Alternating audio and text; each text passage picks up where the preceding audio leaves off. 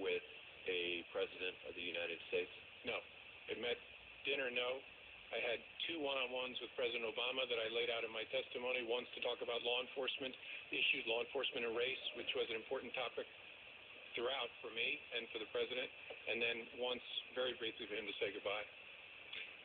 Were those brief interactions? No.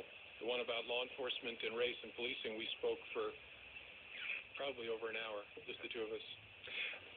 How unusual is it to have a one-on-one dinner with the president? Did that strike you as odd?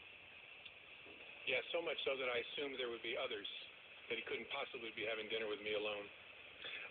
Do you have an impression that... This is all passive-aggressive. Big me, little me. Big me, big Jim Comey, little Jim Comey. And I am quite pleased that you did not. But if you had found a way to express some sort of expression of loyalty, or given some suggestion that the Flynn criminal investigation might be pursued less vigorously, do you think you would have still been fired?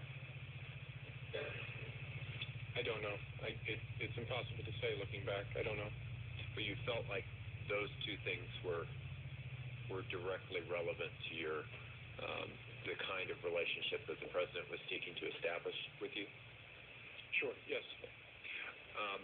The president has repeatedly talked about the Russian investigation into the U.S. Or Russia's involvement in the U.S. election cycle as a hoax and as fake news.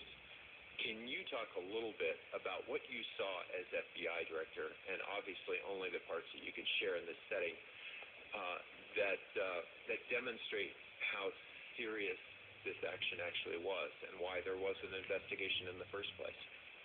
Yes, sir.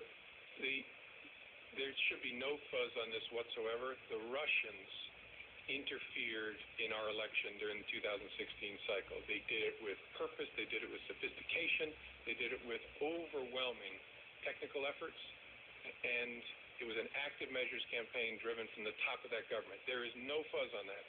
It is a high confidence judgment of the entire intelligence. They didn't alter any votes. They didn't enter into the ballot box and change votes. It's not a close call.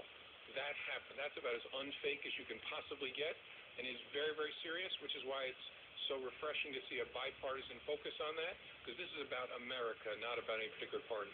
So that was a hostile act by the Russian government against this country? Yes, sir.